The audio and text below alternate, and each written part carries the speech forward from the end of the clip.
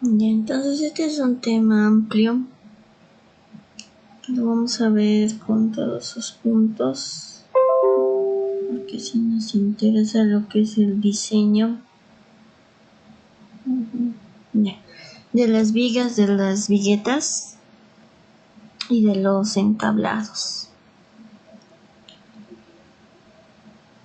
Ya, entonces el análisis no y diseño puede hacerse considerando ya el material como homogéneo, isotrópico, ¿no? y de comportamiento lineal, y las hipótesis habituales de la teoría de vigas.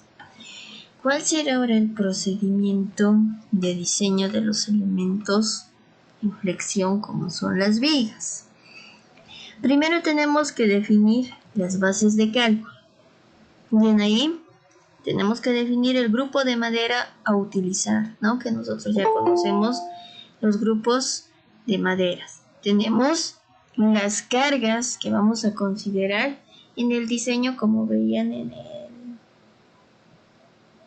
el proyecto que estamos diseñando con ustedes.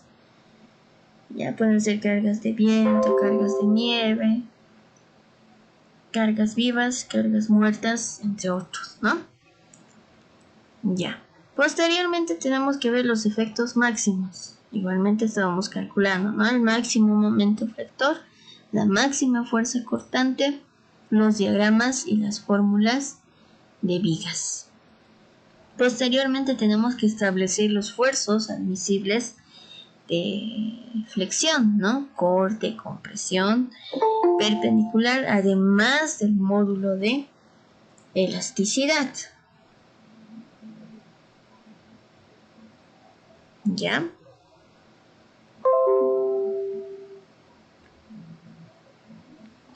Ya. Posteriormente, nosotros tenemos que calcular el momento de inercia necesario por deflexión, ¿no? Tenemos que calcular el módulo de sección Z necesario por resistencia. Posteriormente debemos seleccionar la sección mayor de las calculadas en los pasos anteriores. Tenemos que verificar el esfuerzo cortante, tenemos que verificar la estabilidad lateral y tenemos que determinar la longitud necesaria de apoyo por compresión perpendicular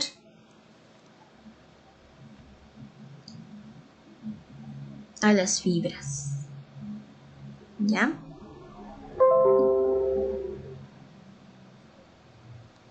Comenzaremos con las deflexiones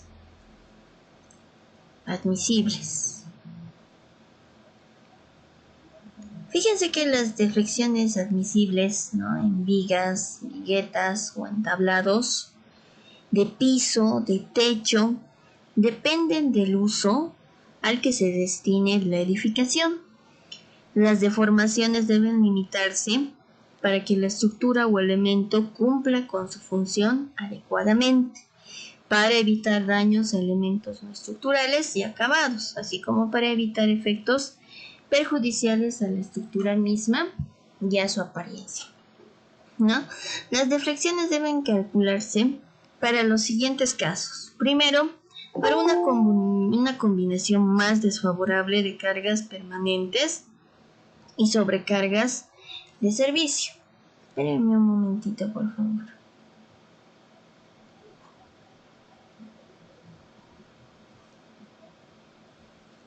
Hola, estoy en clases. Ahorita te llamo. Ya, te llamo. ¡Mua! Te amo mucho.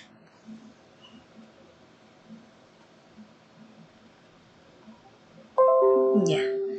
Les estaba indicando entonces que tenemos que calcular para los siguientes casos. 1. Para la combinación más desfavorable de cargas permanentes y sobrecargas de servicio. Y otro para las sobrecargas de servicio actuando solas, ¿ya? Es responsabilidad, ¿no? del proyectista establecer límites adecuados para las deflexiones. Se recomienda que para construcciones residenciales, ¿ya? estas no se excedan los límites indicados en esta tabla que lo están viendo en las diapositivas, ¿no? Para usos industriales u otros usos no residenciales pueden usarse limitaciones menos exigentes, ¿ya? Como lo estamos viendo en la siguiente tabla, ¿no? Tenemos la carga actuante, tenemos con cielo raso de yeso y sin cielo raso de yeso. Las cargas permanentes más las sobrecargas tendríamos que utilizar esta fórmula, ¿no? La longitud de la viga dividida entre 300. Ahora, sin cielo raso, tendremos que utilizar la longitud de la viga dividida entre 250. Ahora, cuando tenemos sobrecarga, tendremos que utilizar la longitud de la viga dividida entre 350 en ambos casos, ¿no? Con y sin cielo raso. Ahora, la deflexión máxima de esta viga lo calculamos con la siguiente fórmula: la longitud dividida entre el coeficiente K, ¿ya? Ahora fíjense que L no es la longitud entre caras de apoyos a la distancia de la cara del apoyo al extremo, en el caso de volados. Ahora los valores indicados en la columna A, es decir, con cielo raso de yeso, deben ser utilizados cuando se tengan cielos rasos de yeso u otros acabados que pudieran ser afectados por las deformaciones. En otros casos deben utilizarse los valores de la columna B. Otros acabados como son el trail, ¿no? Entre otros. Bien. Ahora, las deflexiones en vigas deben ser calculadas con el módulo de elasticidad E mínimo del grupo de la madera estructural que nosotros hemos elegido. Para entablados debe calcularse el módulo de elasticidad promedio. Ahora, las deflexiones en viguetas y elementos similares, ¿no?, pueden también determinarse con el módulo de elasticidad promedio, siempre y cuando se tengan por lo menos 4 elementos similares y sea posible una redistribución de la carga, ¿ya? Los módulos de elasticidad, fíjense, para los 3 grupos de maderas estructurales considerados, lo vamos a ver en la siguiente tabla, ¿no? Ya saben ustedes los del grupo A, los del grupo B y las del grupo C, ¿no? Maderas del grupo A, maderas del grupo B y maderas del grupo C. Por aquí tenemos los módulos de elasticidad mínimo y los módulos de elasticidad promedio. Por ejemplo, para las del tipo A, el módulo de elasticidad mínimo es de 95.000. Por ejemplo, para las del tipo C, el módulo de elasticidad promedio es de 90.000. Ahora, para elementos cuya relación de luz a peralte, es decir, la longitud dividida entre la altura, es mayor que 14, las deformaciones de corte pueden despreciarse, ¿ya?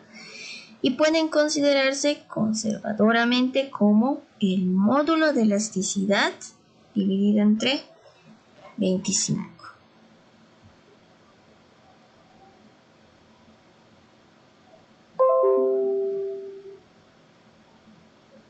Ya. Eso es en el caso de esta tabla, ¿no? Ahora también tenemos lo que son las deformaciones diferidas. Fíjense que cuando las cargas son de aplicación continua, como el peso propio, el peso muerto y algunos tipos de sobrecarga, las deformaciones, ¿no?, de los elementos sometidos a flexión se incrementan con el tiempo.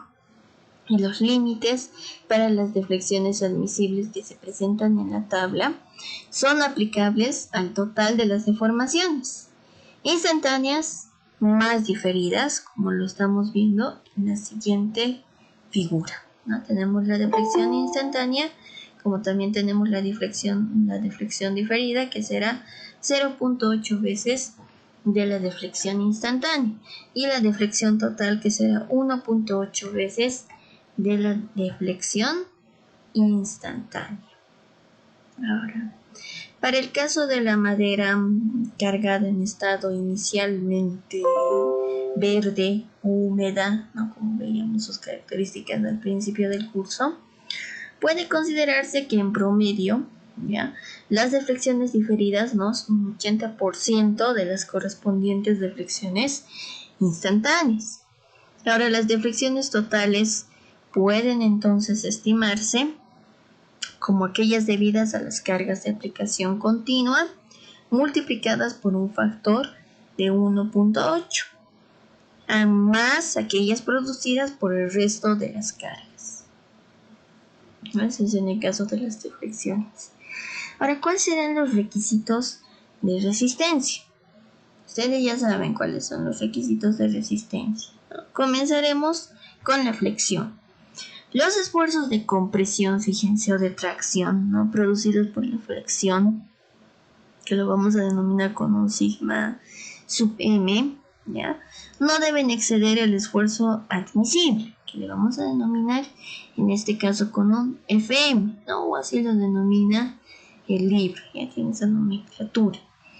Para el grupo de la madera estructural especificada, tenemos la siguiente tabla, ¿no? Estos esfuerzos, fíjense, pueden incrementarse en un 10% al diseñar entablados o viguetas si hay una acción de conjunto garantizada, ¿ya?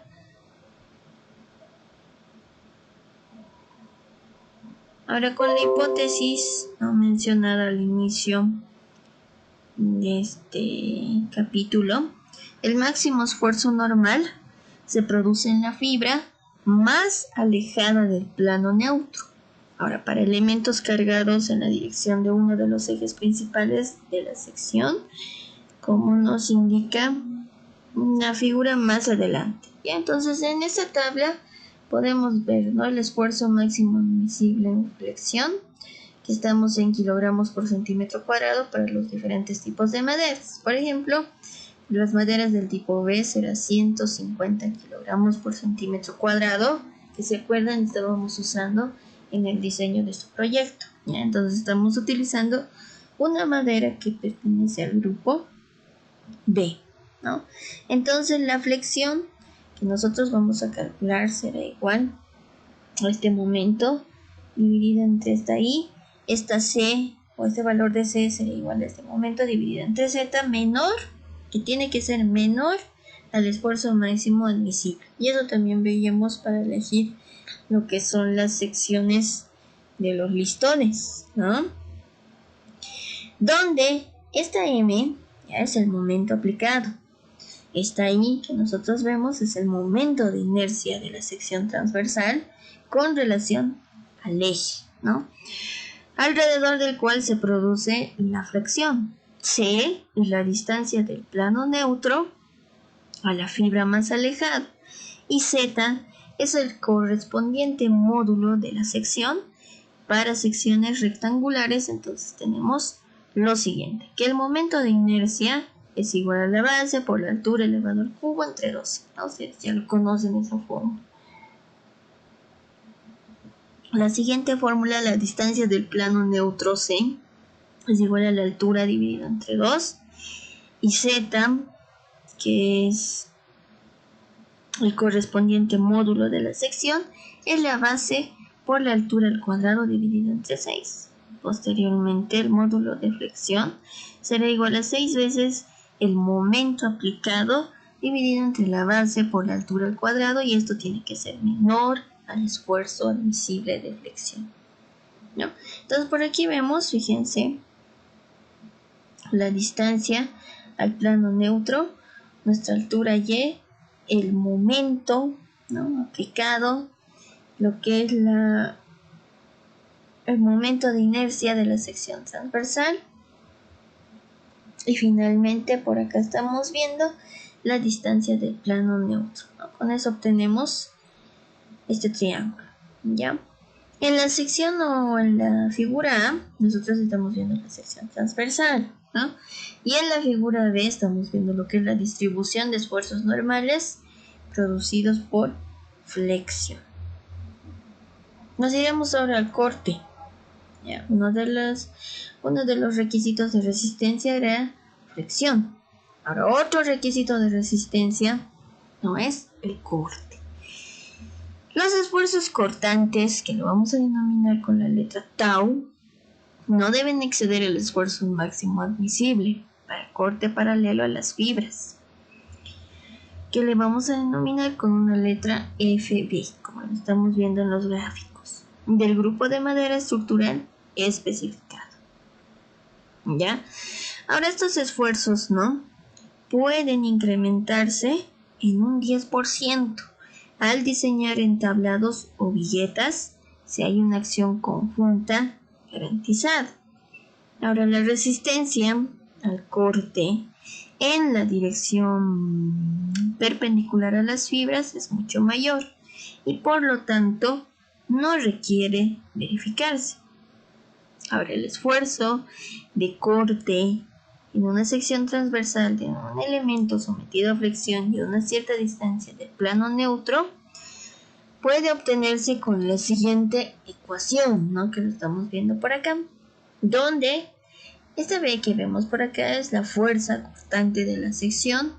S es el momento estático de las partes de la sección transversal por encima de las fibras. Para que el coeficiente de corte tau se esté determinando.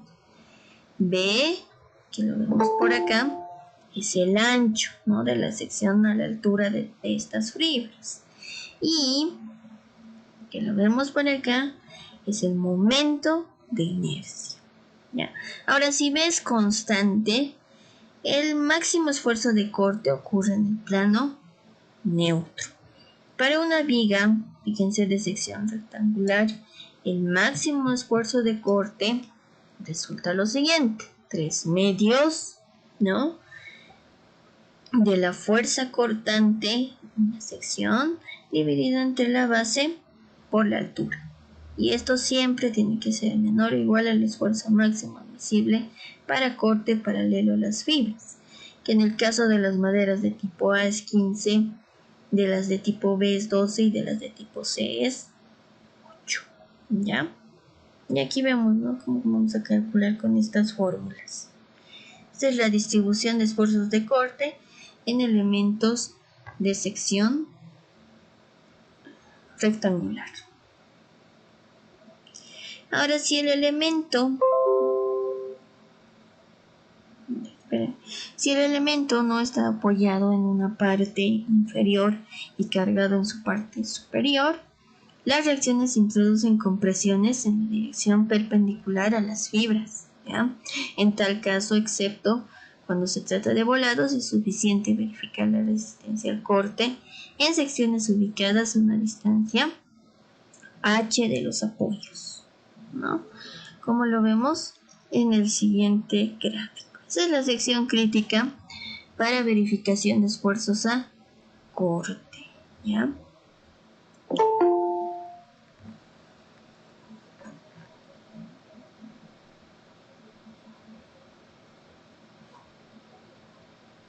Seguiremos. Ahora tenemos lo que es la compresión perpendicular a las fibras, ¿no? Fíjense que el esfuerzo de compresión promedio en la dirección perpendicular a las fibras debe verificarse en los apoyos y otros puntos donde hay cargas concentradas en áreas pequeñas. Entonces, el esfuerzo de compresión promedio calculado lo vamos a calcular con la siguiente fórmula, que enseguida se los voy a anotar.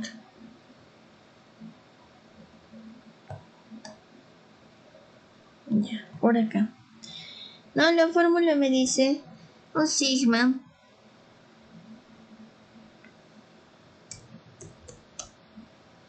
ya, entonces vamos a anotarlo como un sigma que va a ser igual, volvemos a nuestra letra normal,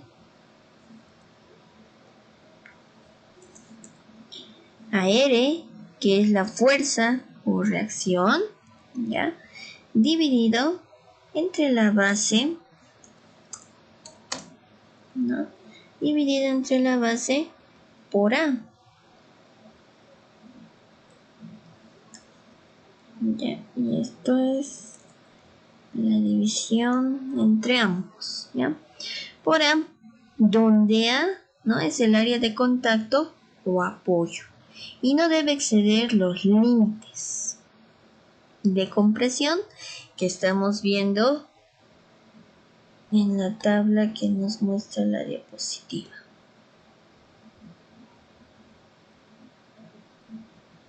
Lo vamos a agrandar para que lo vean mejor, ¿no? Listo. Entonces esa es la fórmula para calcular lo que es la compresión perpendicular a las fibras, ¿ya? Por ejemplo, para las maderas del grupo A, nuestro esfuerzo máximo admisible para compresión perpendicular a las fibras es de 40 kilogramos por centímetro cuadrado. Nos iremos ahora a lo que es la estabilidad. Entonces no se olviden que los tres requisitos de resistencia en el caso de las vigas, las viguetas y los entablados son la flexión, el corte y la compresión perpendicular a las fibras, ¿ya? ¿Qué pasa ahora con la estabilidad? Fíjense que las vigas, viguetas y elementos similares, ¿no?, deben arrastrarse adecuadamente para evitar el pandeo lateral de las fibras en compresión. Ahora, para elementos de sección rectangular, los requisitos de arrastramiento pueden relacionarse con la relación peralte-ancho, es decir, la altura dividida entre la base, como lo estamos viendo en la figura. Se recomienda entonces utilizar los siguientes criterios empíricos basados en dimensiones comerciales de la sección transversal. Entonces, para una relación de 2 tendremos lo siguiente: no necesita apoyo lateral. Cuando estés, será una restricción del desplazamiento lateral en apoyos. 4. Restricción del desplazamiento lateral en apoyos. 5. Tenemos una restricción del desplazamiento lateral en apoyos, pero en este caso el borde en compresión conectado directamente con el entablado y las viguetas. En el 6, adicionalmente, los requisitos para la altura dividida entre B igual a 5, debemos colocar arrastramiento cruzado, ¿no?, como lo estamos viendo en este caso, entre elementos a distancias menores que 8 veces su ancho, ¿ya? Entonces los criterios de esta tabla pueden también aplicarse para vigas construidas con 2 o más piezas del mismo peralte, H, considerándose el ancho total, siempre y cuando los elementos componentes estén adecuadamente conectados entre sí, como vemos en esta figura. Estas son las vigas construidas con 2 o más piezas, ¿no? Ahí vemos su altura y su base. En un caso es 2 veces B y en el otro caso es 3 veces B', ¿ya? Nos iremos ahora a lo que son las deflexiones admisibles. Fíjense, en el caso de las deflexiones admisibles, el diseño de entablados, viguetas y elementos similares es análogo al de vigas, excepto por pequeñas diferencias en los esfuerzos admisibles y la consideración de distintos módulos de elasticidad, ¿no? Las hipótesis habituales de la teoría de vigas son en general aceptables para el diseño en madera. Entonces, el proyectista puede por consiguiente hacer uso de la técnica de análisis y de ayudas de cálculo tradicionales, excepto cuando se usan maderas del tipo C, ¿no? El diseño de elementos sometidos a corte y flexión con las maderas consideradas está por lo general controlado por deflexiones. Ahora, las deflexiones excesivas pueden dificultar la colocación de paneles prefabricados, puertas o ventanas, o también pueden impedir, ¿no?, el buen funcionamiento de estos elementos. Cuando se tienen techos horizontales, las deformaciones pueden afectar el buen funcionamiento de los sistemas de drenaje, además de contribuir a un incremento de las cargas actuantes, ¿ya?, y de las correspondientes deformaciones, ¿no? Entonces, la apariencia de la edificación es también un factor muy importante para el usuario. Esto, para lograr una estructura adecuada, es entonces necesario, ¿no?, limitar las deflexiones máximas producidas por cargas permanentes y sobrecargas actuantes simultáneamente. Entonces, se recomienda limitar las deflexiones producidas por las sobrecargas, consideradas por separado, con el propósito de reducir la amplitud de las vibraciones a rangos aceptables, ¿ya? Los límites indicados en esta tabla son adecuados para viviendas y otras edificaciones pequeñas, ¿no? En techados de edificaciones de uso industrial o techos inclinados pueden usarse límites menos estrictos a criterio del diseñador, con una longitud dividida entre 200. Para cargas totales puede ser suficiente.